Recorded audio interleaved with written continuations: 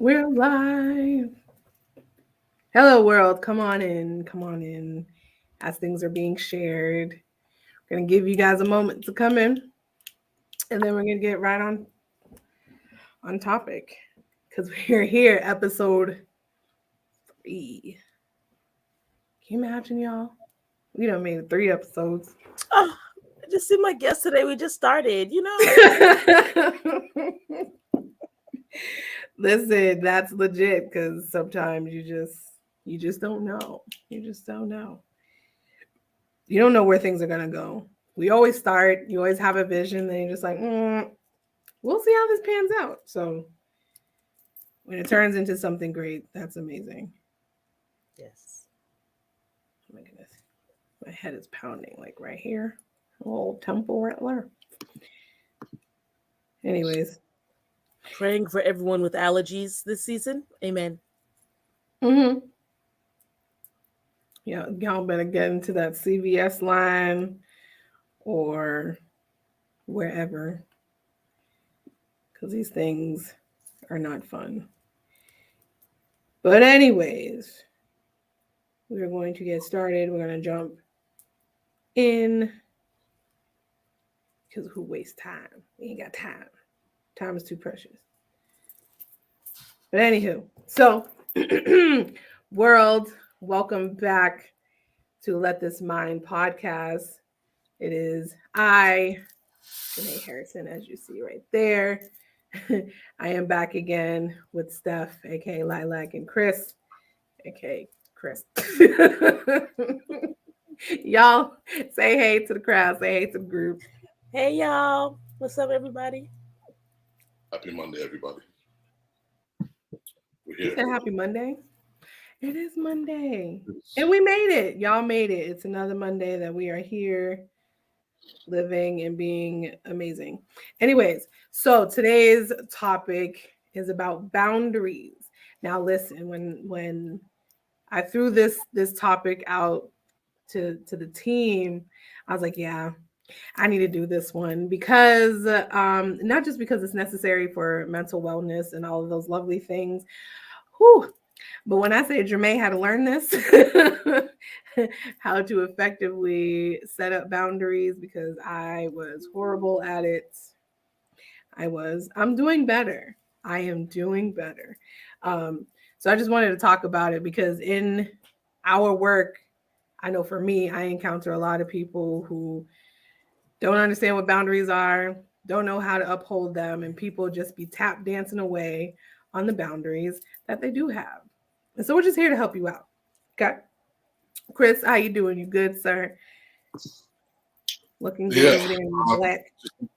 Just some housekeeping. I mean, for next week, hopefully my audience will be able to join because I haven't made a StreamYard account yet.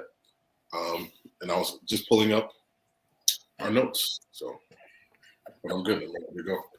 I'm excited. I mean, it can always be shared to your page, sir. Always. Just keeping it real. No.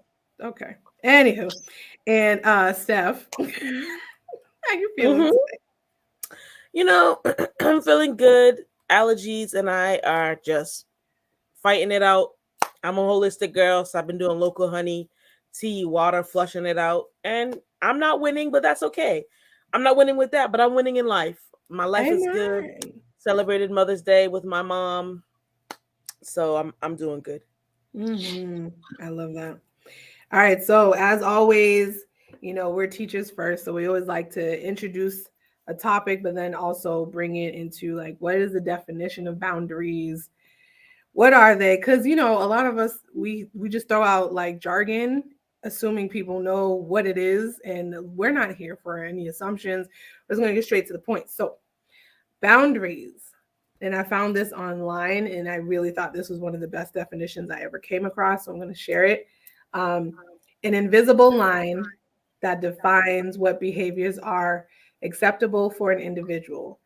Boundaries can be physical, emotional, sexual, intellectual, or financial. Okay.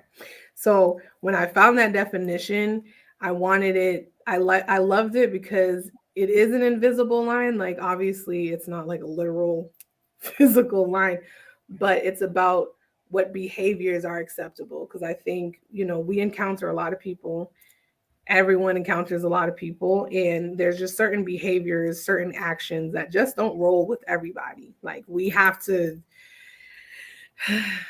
tell people what works for us and what doesn't work for us, because if not, we will get trampled over. So that is what I loved about it. But then also given the different types of boundaries, like physical, emotional, sexual, intellectual, that was one I didn't think of. And then financial boundaries are important, because people will make you go broke if you don't have financial boundaries. So team, feel free to step in. What are boundaries? What resonates with you about boundaries? If you don't mind, Steph, I can take it first. Go ahead, yeah. Let's see. I like your definition. I think it was all encompassing. I do feel as though it's something that you have to be, like with all things, intentional about. If you don't learn your boundaries based off of, and it's a line that can change, right, depending on the person's situation or circumstance. And I do feel like it's always something that we have to be intentional and talk about. And in talking about that, for those of you who know me, you have to be self-reflective and really evaluate what those things are. And when I was in therapy most recently, for me, what boundaries were was self-preservation, not burning myself out, not saying yes to things when the answer is really no. Right. And that can be in either in our professional lives or our personal ones. You don't want to have that regret of saying of committing to something or like I said, committing to something or someone without fully knowing or understanding, and that takes a level of self-awareness. I'm always talking about that aspect of it, just knowing yourself, because if you don't know yourself, you allow yourself to be manipulated by others, and people love to tell others about themselves without knowing who they are. So I think clearly defining what that line is in whatever space is important. And like I said, that definition that you gave, Jermaine, was really like kind of all encompassing. But I know we'll get a little bit more into it, but that's kind of where my introduction into this topic is. Yeah, I love what both of you said. Boundaries, I don't know, it's just something that so many people don't have enough of, and we're trying to figure out what's an appropriate boundary. Should I have boundaries? Especially, I mean, my life is so intertwined with the church, so I'm always thinking about boundaries in the kingdom, right, and how important that is. And then I'm in the educational system, and then I'm like, if you don't have boundaries there as a staff member, you'll be in jail, like, you know what I mean? So if you don't have boundaries with your clients, the first thing that we ever learned when we started our program, I know for me, it was don't sleep with the clients. That's a boundary, baby. Like, you know what I mean? That's a boundary. Yeah. Don't cross this boundary or you will be in trouble. And I like to think of myself as a boundaries coach. And I think a lot of people need to be in boundaries boot camp. That's what I'm going to label it. Boundaries boot camp. What does that look like, right? I read this post. This is just how I'm doing my introduction. I read this post and it said, boundaries are so I can maintain my relationship with you, not to exclude you or cut you out. Oof. It's so that I can still maintain my relationship with you.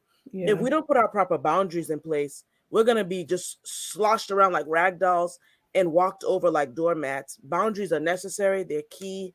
They're life-saving. I mean, they're the air we breathe. If we don't have the boundaries in place, it's not so much that we're trying to protect what's coming in. It's we're protecting what's inside. Like the boundaries to protect what's in here, not to keep stuff out necessarily, but what's in here that this boundary has to be put in place for. I love this topic. Happy we're talking about it. It's important. We're talking about family boundaries. It goes everywhere. It just goes everywhere. So I want to get right into it. Yes. I mean, I love that. Boundaries are so that I can maintain a relationship with you, because honestly, everyone has their own, like we're talking about, like I remember doing a CPI training for Mm-hmm. that's like what's the letters mean, Chris? You do the training. We don't know. It's crisis prevention intervention. crisis Right. prevention intervention. Yes. Which is basically saying let's like restraints are the last thing you want to do. Going hands on are the last things you want to do. So working out of residential, they do the what is a safe space for someone. Like some people, it's like arm's length, like for their personal space. Some it's like right here. And you don't know, depending on culture, depending on gender, but also depending on traumas that someone has, you don't know what their personal space looks like. And it's like no one's gonna know if you don't communicate it. Right. So this is why it's necessary to understand, first of all, what are my boundaries? What can I handle? What can I not handle? Because the next thing we want to talk about is why are they so important? Boundaries are so important because it's not just a level of self-care, but it's also because people need limits. I tell my kid clients all the time, like rules and limits, although you hate them, they're what keep us alive. Like, do I want to stop at every stop sign, especially when there's no one coming? No. But that rule is there just in the event someone blows past something and I have to pause for at least 3 seconds before I go. And it's like rules keep us alive. Rules and boundaries keep us in relationships with other people. Rules and boundaries allows us to say, like, I still want to be with you and near you and interact with you, but just know I'm comfortable with this and I'm not comfortable with that. So, Chris, as a man, what boundaries are important for you to uphold in making sure that you communicate them effectively? Man. What boundaries do? Repeat the question. Sorry. Repeat the question. I missed the memo, by the way. I guess we were supposed to be wearing black, but it's fine. Listen, black is always in, okay? Sorry. Go ahead, Chris. I was giving you time to think. So. Go ahead. Yeah, no, we gotta repeat the question though. Slower. What are some boundaries that let me hold on, I'll do this. I'm asking clarifying questions so that way I make sure I understand what you mean. Boundary. Yeah. Yeah, I mean, the first thing that comes to mind when outside of what I mentioned before, and I think it's what people what I've been doing a lot in my it's easier to do in my work than it's easier to do in my personal life. Right. And I think the relationships that we have in our personal lives make things complicated depending on, like we talked about with our first episode, Broken Families, right? Broken Families, our first episode? No. What was the second one? Movie Healers. Second episode was Broken Families. But clearly defining roles and expectations.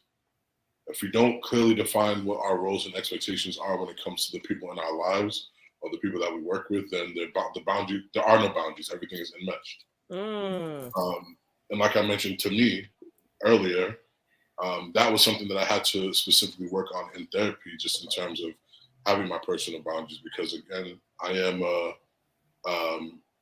would say my personality is more reserved in my personal life. I can be extroverted, I can be outgoing when I have to be, but for the most part, I like to be to myself. I've been told by many people that, that is for them, my boundary conflicts with theirs because they feel as though I'm shutting myself down or not being as communicative as possible and all those other things, when in reality, when I'm going through something, if I'm going through stuff, like my first thing is to process it and deal with it on my own. And then when I feel comfortable sharing it with someone or sharing with whoever, then I'll do that. But that's kind of just the style that I've learned growing up. And especially in a family where women, I come from I would say a matriarchal family, like women dominate, are the more dominant people in my life. Like I mentioned before, I've had men coming in and out of my life. I have my grandfather who's been consistent. I have my father who I have, a relationship with now, but no one ever sat down with me and said, oh, these are the outside of a job, which is why I always say the professional and personal. These are the things you can do. These are the things you can't do. These are what you uphold. The only thing I've known, right, is that feeling of when my personal boundaries have been crossed or violated, and it's already too late because I'm reacting out of that emotion as opposed to taking a step back to say, to communicate to that person or in that moment or in that situation. I mean, obviously now I'm a lot better at it since I'm assistant director at my job, and I'm on a flex. a boss in many areas of my life. But this is something that I've had to learn, and I'm constantly reevaluating. Right? It's not something that where it's like, okay, with Steph, we have a hard line, and then we never cross that. Now we have a working relationship. Jermaine and I have a working relationship. We have the things that we talk about, the things that we don't, whether that be organically or through this setting, right? So it's one of those things where we always have to reevaluate it based on the circumstance. And I think, the people who have a hard time in life are the ones who have no boundaries and feel as though they're always being violated, right? Or someone is always out to get them.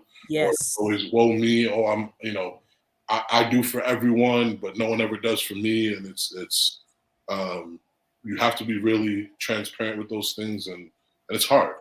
It's hard because, again, my natural default is fall back and chill, but because of the roles that I take in my life and in relation to other people's lives, I have to be assertive when it comes to certain boundaries. And at the end of the day, it's because, and I tell this to my staff all the time, like I leave work, I have no guilt because I know when I come to work, I do every single thing possible to make sure the people who I serve are being given the best care, and the people that I work with are being taught clearly defining those roles and expectations on what they need to do, what needs to be done. Therefore, I can leave and have a clean conscience and go about my day. And unless I'm on call, I'm not answering my phone until the day tomorrow. So don't expect an answer from me. Right? It's a little bit different when it comes to my parents or my sister or my child and my child's mother and all those different things. Those boundaries are a lot more complicated. And oftentimes, because of whatever relation people have, they feel as though they're entitled to access to you, and it's really not. It's not the case at all. There's no level of entitlement based off of if we're dating or if we're strangers on the street or if we're coworkers or whatever the case is. It's always something where you have to kind of evaluate those roles and kind of and communicate them. And again, like I mentioned before, like it can be too late, but I don't think it's ever too late to to have that conversation about what they if you ever feel like your boundaries were violated or if you need to establish them. Yes, make it clear on the expectations, because the worst thing is to be disappointed with someone on expectations that you did not communicate with them. It happens all the time. So since I'm facilitating, I like to throw the comments up. So Auntie Joyce says, happy Monday. Hey, Auntie Joyce. Hey, girl. Steph, I'm going to throw this question to you from Melisha. Melisha is a friend of the podcast, our podcast. So when you have arrived or are secure in your respective boundaries, how do you know? Is there a light bulb that goes off? Is there like a green check? Like, how do you know? I read this question and I'm like, there is no arrival, right? There is no point of arrival. That's fair. You will always feel guilty. You will always feel uncomfortable putting up the boundaries, but put them up anyway, right? Yeah. And so over time, that guilt and that uncomfortability will lessen, but it will always be there whenever you have to enforce a boundary. And you'll feel worse the closer the person is that you have to enforce the boundary with. As Chris was saying, if I have to enforce a boundary with my coworker, all right. It makes me feel a little uneasy. If I have to enforce a boundary with my mother, the one who gave me birth, I'm like, ooh, this feels a little strange, right? The boundaries have to be enforced no matter what. And so you don't arrive. I'll just repeat that. You don't arrive. You just get a little more comfortable enforcing the boundaries. You know why? Because you see how it makes you feel. It's not selfish. You're just saying, Mhm. I am at peace. I'm able to maintain my level of peace by the boundary I've put up. And so if I Mhm. have to feel a temporary bit of uncomfortability for an eternal amount of peace, I will take the Mhm. little sting. I will take the little irritation a little bit. You know, when the sand gets all in you, I'll take that a little bit if it means that I can have peace, if I can make sure I'm respecting myself and I'm training others how to treat me. So my Mhm. girl, it never gets easy. It never feel good about it, but that doesn't mean don't do it. Keep doing Yeah. it. And the more you do it, the less guilty you'll feel, the more uncomfortable you'll feel. Yeah. I think I don't know if it was you, Steph, or Chris alluded to the fact that like people hate boundaries. So like when you enforce them, it makes people feel uncomfortable and Oh people yeah. will have comments. Oh yeah. People be like, well, what do you mean I can't do and my access to you is limit what? Now listen, I tell people all the time, that's how you know someone's toxic. If you say like, hey, I can't, I don't know, go with y'all because you guys smoke and drink too much. Mm-hmm. That's not time to be offended and be like, oh, Yeah. so now you're too good. It's like, or this person is in a different stage of their life. And my job as their friend, as their comrade, as their family member, whatever, is to be like, cool, if that's what you need for your own personal space and your own personal boundaries Go and to get ahead. well. I mean, hey, now I used to be the one, again, I said, I'm working, y'all. I'm working. uh, I used to be the one that didn't really like those boundaries put on me because I'd be like, I'm not gonna harm anyone. And so I should just have all this unlimited access. But again, having friends with males, the males in my life are like, Jermaine, sometimes you're too much. Just Mm. stay over there. We'll be fine. And when we communicate, we communicate. And if not, then okay. Right. Which is, it leads me to my next question about like what happens when boundaries don't exist? What happens when people are just their access to us is unlimited? What we give is unlimited. What happens? What does that cause? What does that create? Because, I'm throwing that to the both of you guys. And of course, I'm going to share after, but like boundaries, when they don't exist, the amount of Mm. like trauma and stress that can cause. Abuse. Hmm. That's one. That's a major one. It's abusive, right? I'm gonna share very shortly. Then I'm gonna let Chris go.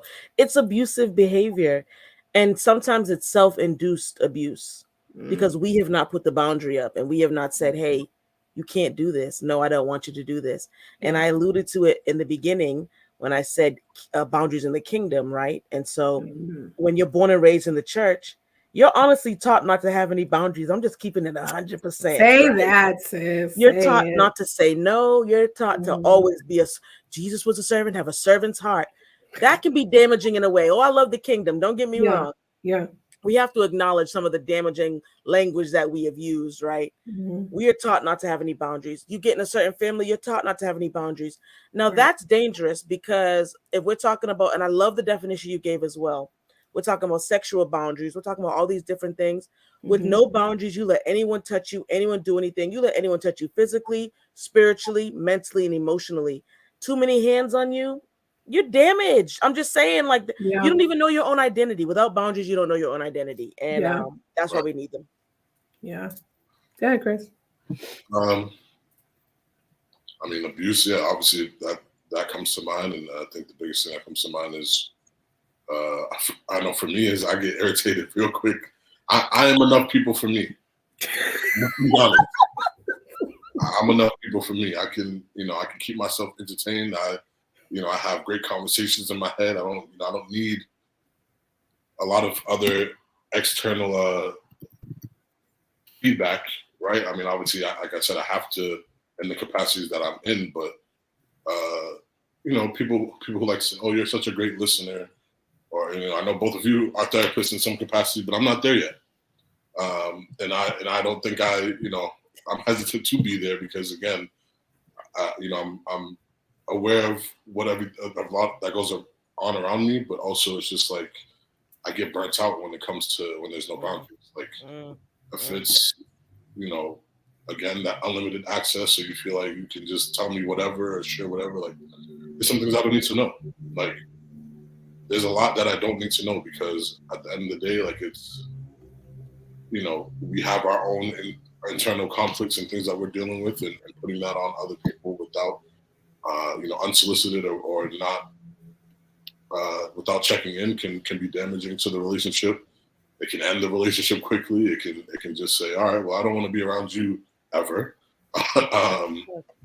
because of it. And I think, not to get off topic, but the biggest thing that comes to mind again with this is, and I've struggled with this a lot, and something that I've worked through, is this idea of self-esteem and self-respect, right? Self-esteem is what others think of us, but our self-respect is what we think of ourselves. And you don't know who you are if everyone and their mama has an opinion or input, or is telling you about things, or you care to the point where it's causing you yourself physical or emotional damage. I think that's the biggest thing when it comes to peace of mind, is that you have that level of self-respect to acknowledge when people slight you, even if it's for a little thing, or if it's a parent, right? The damage that those relationships cause for a lot of people, and the worst thing in the world is, and I've heard it multiple times, when your parents pass away, right, and they transition to the next life, and I wish I told them this. I don't feel closure because of this. You never opened your mouth to say, how you treated me was wrong, or what you did to me was wrong, and all those other things. I think that's a very entrapping way of living. Like, I feel like you can only go on so far functioning properly with that. Right. But yeah, I think it's very much, it can be detrimental to yourself. And I know for me, like, the biggest thing is making sure you have a whole life experience, like a good quality whole life experience.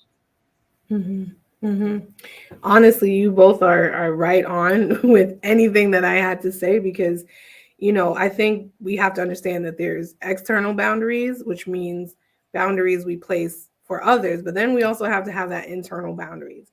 And what Chris was saying is that's why we need internal boundaries, because people can only get you to do but oh so much. Right. If we lack those internal boundaries, all it takes is a suggestion, and like, you know what? Yeah. And then we find ourselves in spaces and places that we have no business being in. Like, I don't know how many times in my own life, I'm like, Jermaine, I'm going to need you to learn how to say no.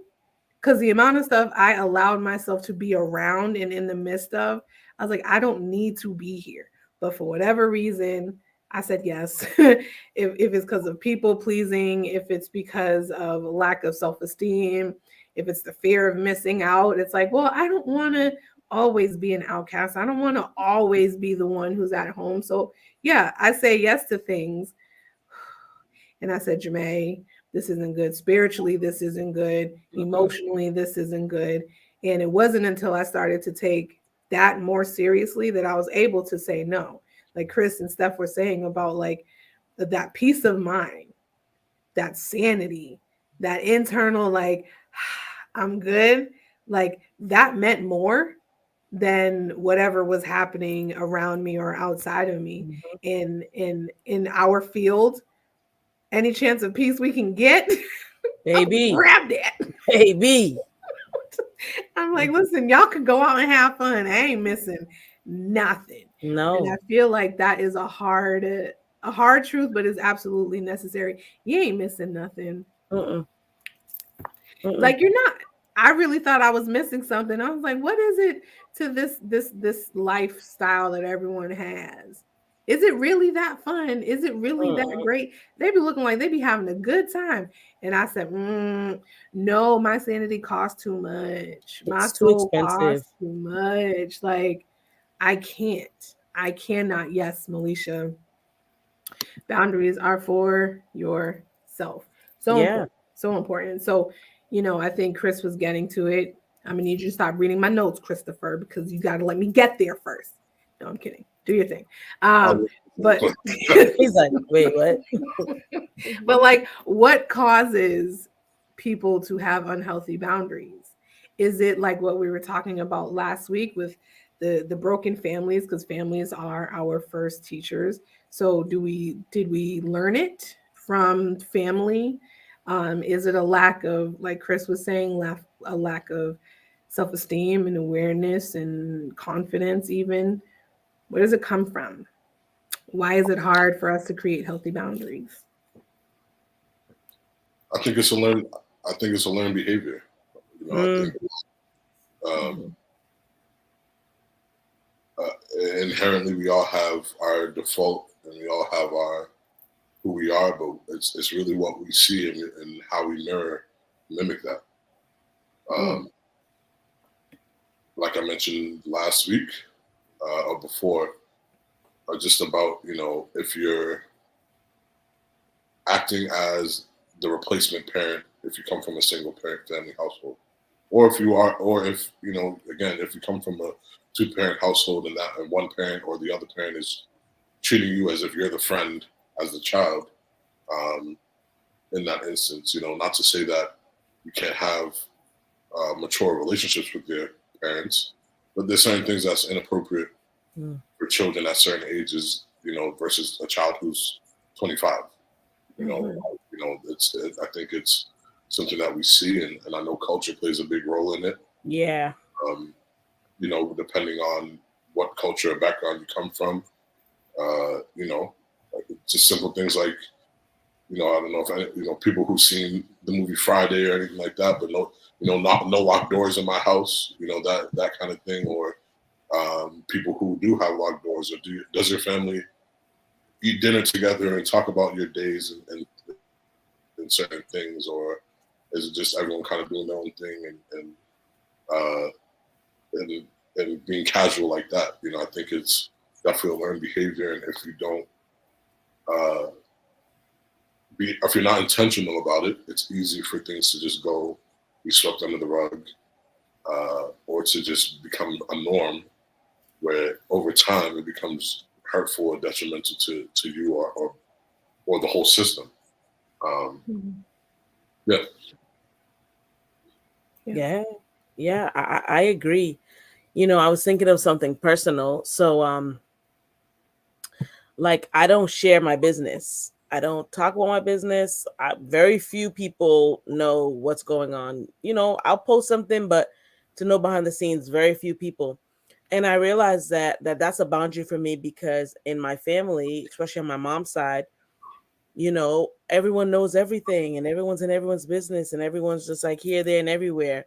And then, you know, honestly, when something happens, you know, that business is brought up, and that's just a reality of what happens in my world.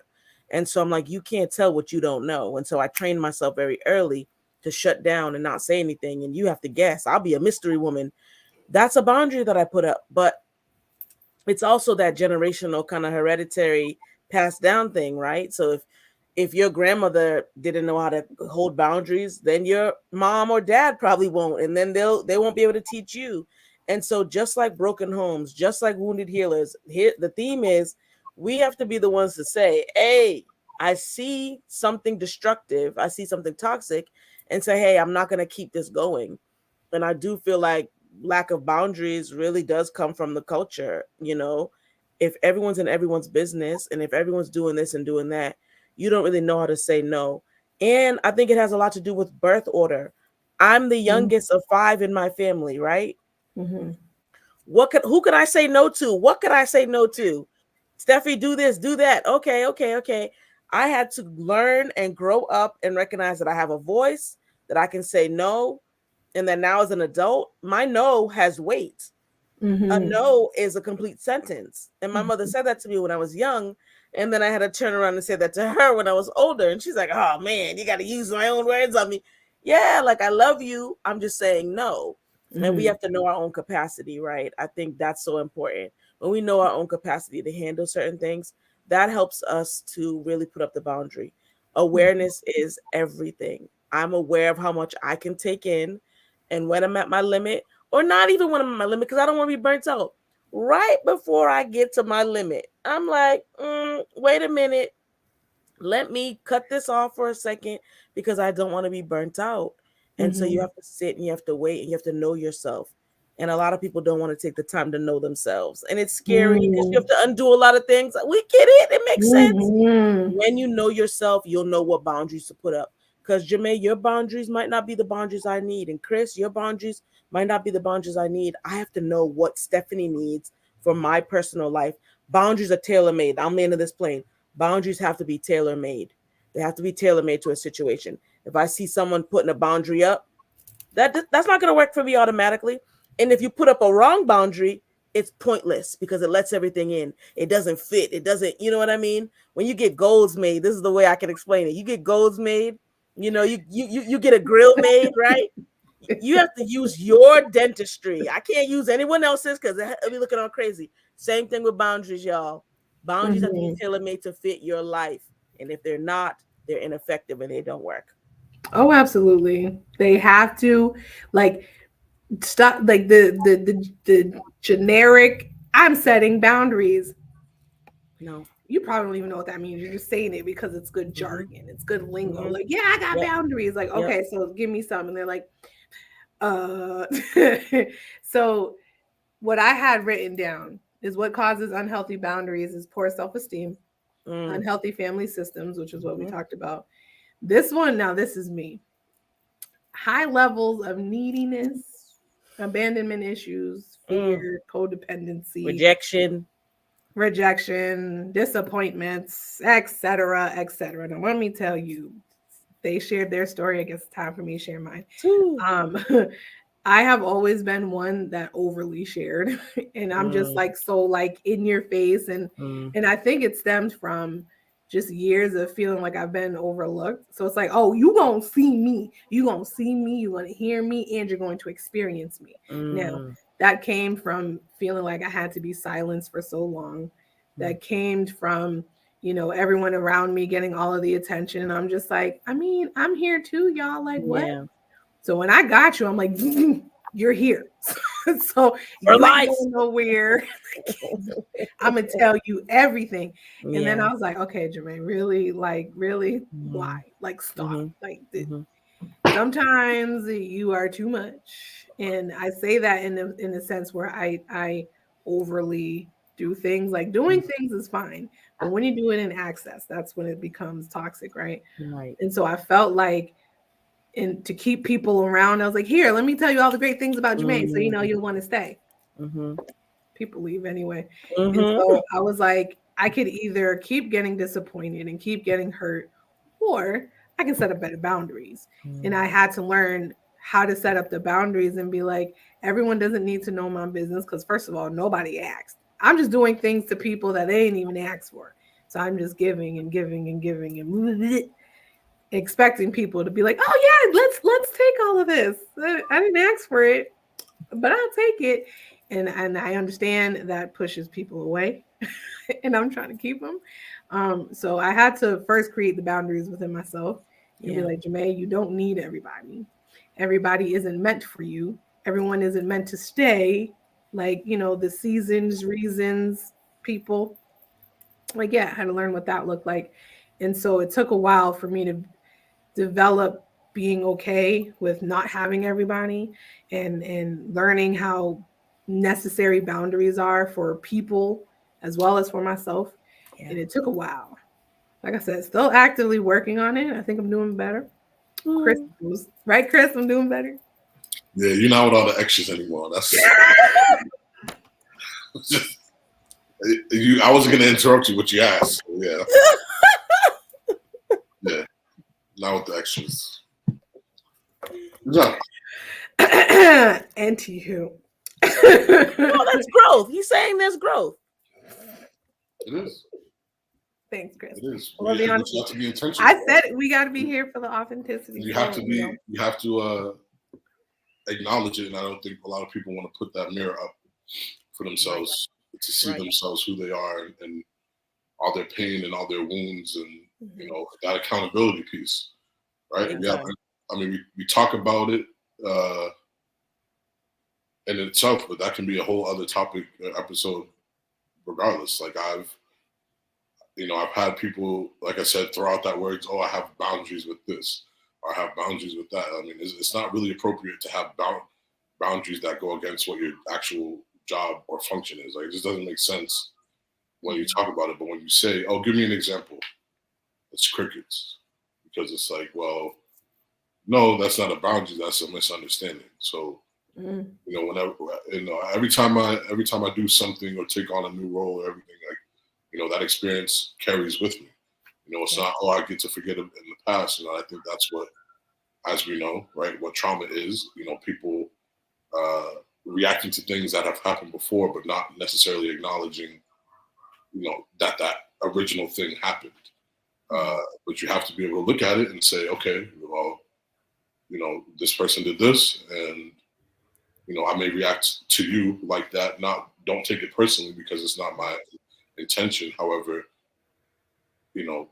just be prepared that might be the reaction. I'm working through it. Hold me accountable to it, right? So I can be better and recognize it. But it's hard to do that. It's hard to do that, and like you mentioned, you could be the person who is just oversharing and just giving all those things all the time, or you can be that one who's forthcoming and say, hey, I'm this type of person, or I'm learning how to do this. Hold me accountable, please, if I cross that boundary or violate that or say something that's off or what have you. But yeah, no, I mean, everything takes time, and it takes progress, and this is what we do our job for. We hope over time, but this is we're talking about. It can be one singular event. It can be a habitual event that happens over a period of time, and it's not for 20 years, not for 30 years that people are getting the opportunity to reflect on it or look back on it. I think that's what, as healers, we do our jobs for, but at the same time, that's what I strive for on a daily basis. Like, I will mess up often, but, hold me accountable to it and be there for me as I can do it better. Yeah. Accountability. Yeah. It's That everything. word. It's everything. It's needed. It's needed. It's like accountability and boundaries have to go together, or it doesn't work. It's like, you need vinegar and baking soda to go together to activate, right? You need those two things to go together to activate. And if you have boundaries with no accountability, or accountability with no boundaries, what's the point? Like, it just doesn't work. Yeah. Healthy relationships require boundaries. And I am actively learning that, not just as a professional, but as a human. I'm understanding that healthy relationships require healthy boundaries. And like Steph said, healthy boundaries aren't just like, I'm keeping you at bay. Like, there has to be a separation. That's not necessarily a boundary, right? I think people assume if I have a boundary, that means I'm causing a separation. It's like, actually, a boundary can actually bring people together. Come on. If done right. Yes. If done right and executed properly, it'll bring people together. So with that being said, this question must go out, because we talked about unhealthy boundaries and what happens if they don't exist. How do we create them? What are healthy boundaries? What do they look like? And this isn't just for Steph and Chris. If you're in the comment section and you want to throw out there, please do. We are here, and we are all about healing, wellness, growth, and learning. So here we go. What are healthy boundaries? What do they look like? How do we get them? And it just goes back to like making sure you know your situation fully, right? Making sure you know the person or the group of people that you're about to enforce this boundary on. And so I think it takes an assessment time. I think you have to assess for a little bit. Is a boundary needed here? Has a boundary been breached here? Has the boundary been kind of broken down? You ever seen back in the day, like, you see the stone walls built up? Have those stone walls been broken down? Do they need to be repaired? Or is there no boundary here at all? For me, it starts with an assessment. If I have to put up a boundary, and I recently did just have to put up a boundary because someone wasn't supporting me in the way that they should have been. And so I had to put up a boundary and say, I'm going to put you in this space so I don't get disappointed, right? Because I I kept getting let down. I had to assess the entire situation. Is this a place where a boundary is needed? And so we have to make sure that we take our emotions out of creating boundaries. Are we making an emotional decision real quick because we're upset, annoyed, frustrated, mad, angry, all that? Because you could put a boundary in place if the foundation is emotional, that thing's going to crumble because emotions are fleeting. Because once we're in a different emotion and that boundary's still in place, we're going to be peeking over the boundary like, hey, how you doing? Can I come back? Don't put up a boundary that you're not willing to enforce. That's how we maintain healthy boundaries. If you're putting up the boundary, be willing to enforce it. Don't be wishy-washy. You put up a boundary one day and then you say, oh, I'm gonna take it down. Oh, I'm saying I'm not gonna do this, but then I'm gonna end up doing it. Healthy boundaries have to be consistent. You put the boundary up, not made with emotion. You've assessed, you've taken the time to see what kind of boundary is needed. Do you need a 10-foot wall boundary or maybe a 2-foot wall boundary? Every boundary is different. Assess what boundary. Don't lead with emotion and really hold firm to it. Be consistent with that boundary. I think that's kind of the recipe, starting for some healthy boundaries. Really see if you need this thing. And if so, check the foundation of it. Are you doing this emotionally off the fly because you're mad or someone said something that, you got offended by it? Oh, I'm going to put up a boundary. Or were you in the wrong and you're offended because you want to be held accountable, right? Yeah. Yes, Miss Cynthia, right. You have to just assess and take a moment. I know I've made a boundary in anger or a boundary in offense. That is the foundation. Whatever your emotion is when you make the boundary, baby, that is your foundation, okay? Yeah. And when that foundation isn't set, that house starts rocking, that boundary crumbles, and you end up having to take it down with your tail in between your legs, like, oh, sorry. Healthily keep your boundaries. If people are going to push them all the time, if you've made this boundary with a clear mind, keep that boundary up and enforce it and keep it moving. Yeah. Yeah.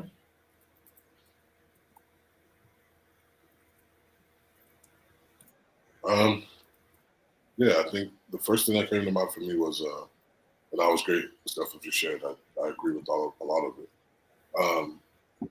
It's value, right? Is what the relationship is or the dynamic is? Is it adding value to me or is it taking away value? And I don't want to be so transactional about it and just make it seem superficial, but in reality, right, we only have a limited amount of time in this life, and oftentimes, if we're dealing with people or circumstances or situations, jobs, school, whatever, is it adding value? And I think oftentimes, we want to force things so badly and say, well, yes, this person makes me laugh, so they add value, but they're also asking me for money every time, and I don't have money, and it's like, but you're giving what you don't have, and you're pouring from an empty cup. I think it's often, that value aspect of it.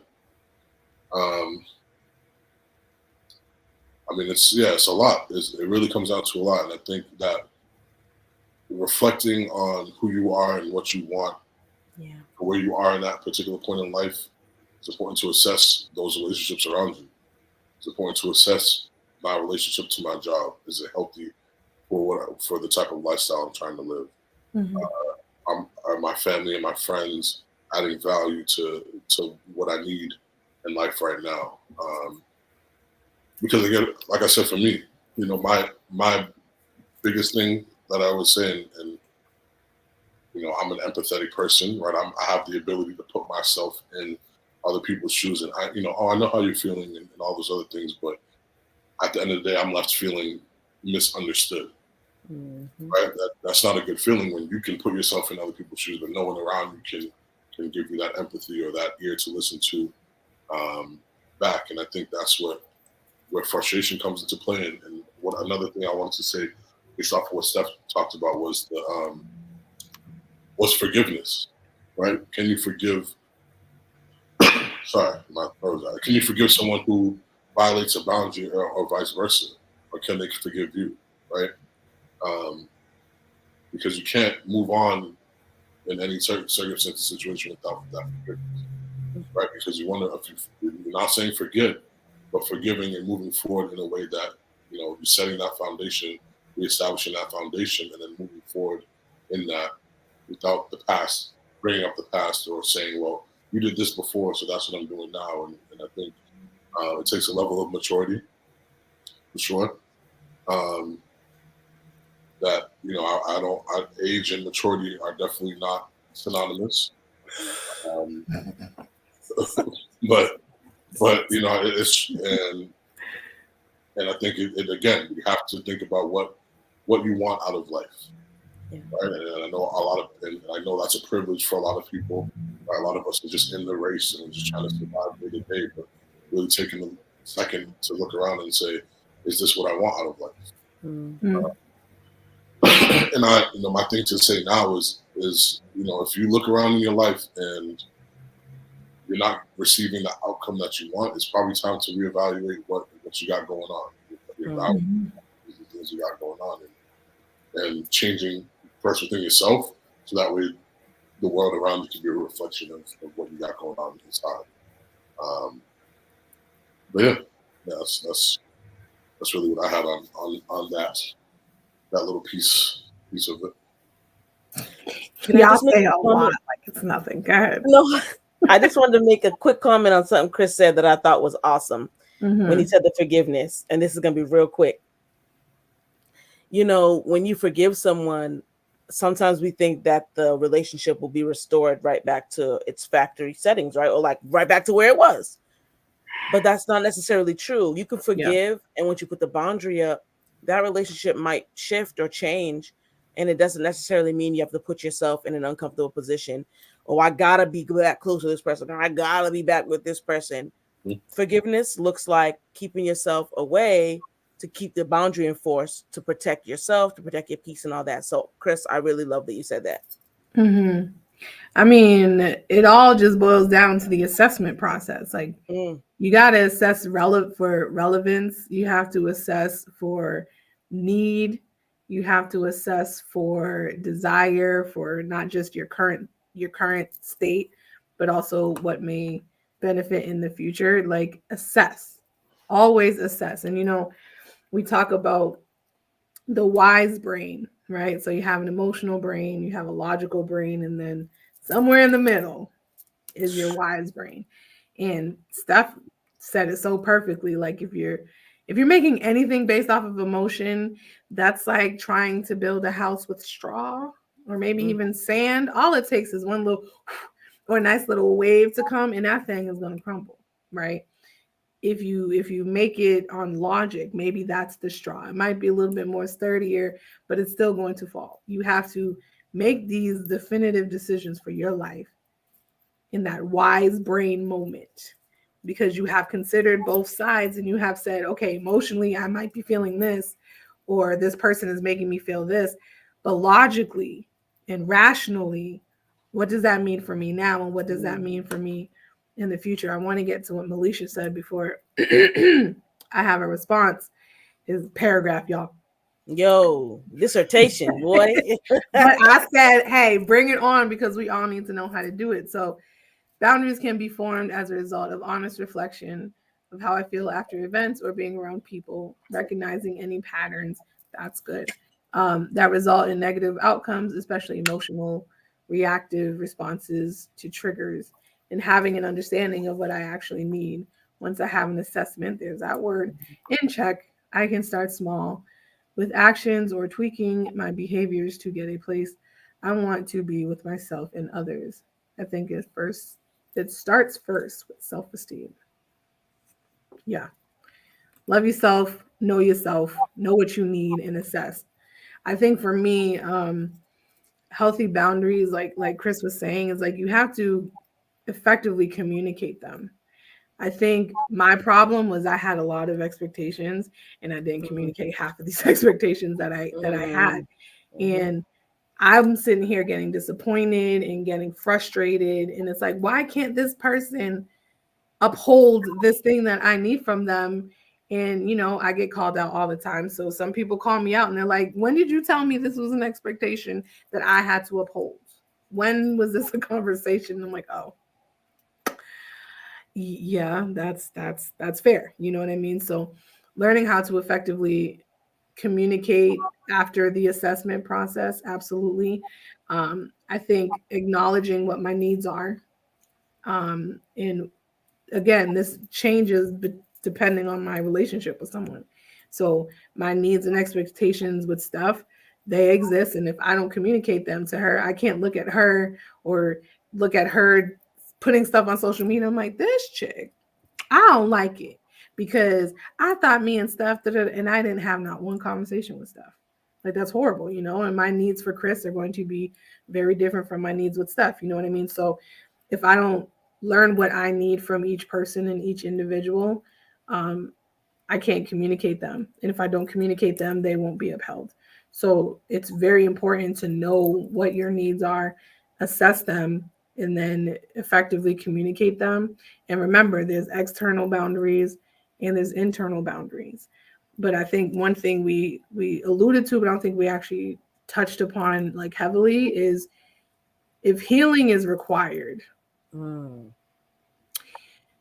healing is required. We have to heal, and healing does require boundaries. Like if you broke your foot, the boundary of the cast is necessary so that everything can get back into alignment the way that it needs to.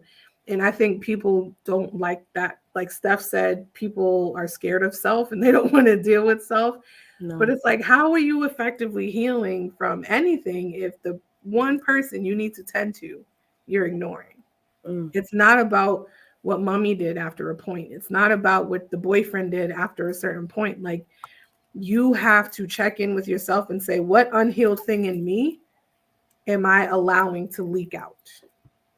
What unhealed part of my life have I not dealt with that now I am putting the expectations on my friends or my family and I haven't healed from that? I can't expect.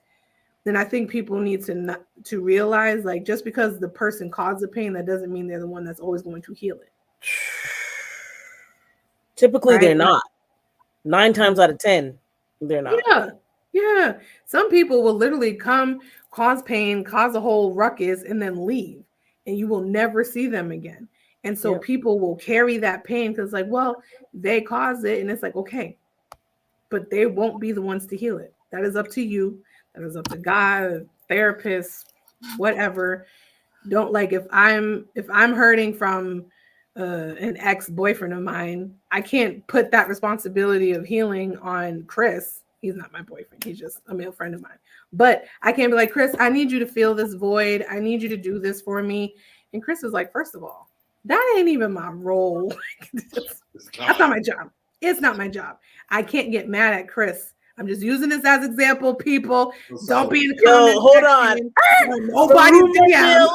The rumor mill is spinning. I said, whoa, are you guys trying to have a let this mind reveal or what? No, it's fine. Cool. The rumor mill is about to be like, ding, ding, ding, ding. Let me put this out there. Jermaine and Chris are just friends, y'all. Maybe use someone else as an example. Just a random other person, because you know people just start thinking. I should have used some random name. Okay. Anyways, people. The example is that no one outside of me is in charge of healing that thing in me, and it's not fair to put other people in that role. It's what I was saying. You see, Chris was totally unbothered. He's like, "This." He was unbothered. Putting my name in her mouth. So, anyways, we are approaching the end of today. I know we can do this forever. We totally could. Oh, sorry, Cynthia. I'm sorry. You just said something. Yeah. Many people walking around here in need of healing. That's a good segue. While I'm hearing broken this, broken that, and we need healing. I think it's a good segue into, what our next week's topic will be. And it's broken individuals, broken relationships, right? So that brokenness, like, I feel like it was just a good kind of trail or path in there, because it follows. I mean, we could lead the whole way. You discover your wounded, heal. If you don't make sure that you're closed up, then it's like, And then you realize, you come from this broken home. It makes you have a lack of boundaries, and then it makes you a broken individual. I mean, we could follow that trail all the way down the line, right? So, yeah, that was a great point, Cynthia. Mm-hmm. Yeah.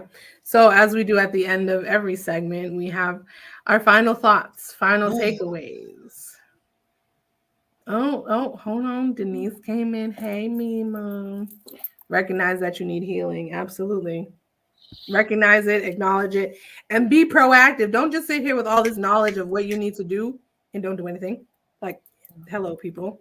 Thank you, Mima, for that. Anyways, final words from our lovely team. Thank you guys for coming on and showing up and doing amazing things. But anyway, Christopher and Steph, what are our final words for this episode of Boundaries? I mean, yeah, I would just say always be in a constant place of reflection, and if it doesn't feel right, take a step back and reevaluate what needs to be done so that way you feel better. That's all I keep it short. Okay. Yeah. This episode has been so dope because boundaries are something we don't talk enough about, and we really need to be talking about because boundaries do save lives. And so, take a step back, assess, don't make a boundary or create a boundary or put up a boundary from an emotional place. Take a breath, sit back and relax. If you need to write some things out, why do I need this boundary? Why don't I? Really, really, really pay attention to the process of how we're doing boundaries so that when we put that thing in place, we feel good about it. We feel like it was the right thing to do and that we won't have to break it or have someone trample over it. And be okay with feeling uncomfortable, right? Be comfortable with feeling uncomfortable. I'll put it like that. You might feel some guilt over putting up a boundary, especially if it's someone very close to you, like a family member or a close friend. You might feel some guilt, but it's okay if the boundary is needed after you've done your proper assessment. If the boundary is needed, enforce that thing. Keep it up. Those who love you will respect your boundaries. Yeah. No other way to put it. Those who want to see you heal and grow and be the best version of yourself will appreciate your boundaries, even if it affects them. And so keep that in mind when putting up your boundaries. Those who love you will say, I respect your boundary. You go right ahead. And they'll encourage you to keep your boundaries so that you can stay in peace. Come on, like-minded. That was going to be exactly what I said. If they love you, they'll respect it. So I guess I have nothing left to say other than thank you guys for coming. I hope to see you guys next week as we have episode 4 of Broken Individuals, Broken Relationships. Again, we are here every Monday, 8 p.m. Don't forget about us. Don't forget to share this and comment and all of these other things. From me, from Steph, and from Chris, y'all have a blessed night, and we'll see you next week.